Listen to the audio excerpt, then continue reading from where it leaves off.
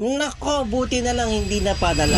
This morning, nire-ready namin yung mga orders nyo. And may napansin yung isa sa mga packers natin. Si Kea napansin niya, unusually light yung isang bote. And ito yung product. Yan, yung Neocell Grass-Fed Collagen 180 tablets. Napansin niya, ang gaang-gaang. Kasi pagkuha niya ng dalawang bote, ganyan, naramdaman niya na agad na ang gaang nung isa. Kaya nag-message siya sa akin para ma-check ko personally. Ito yon. So parinig ko ito yung magaang na Neocell Collagen.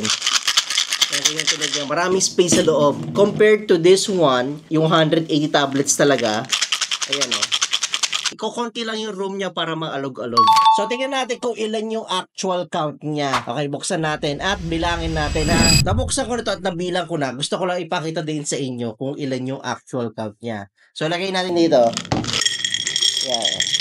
So, hindi siya mukhang 180 tablets. Gawin natin 4 tablets at a time 4, 8, and 60.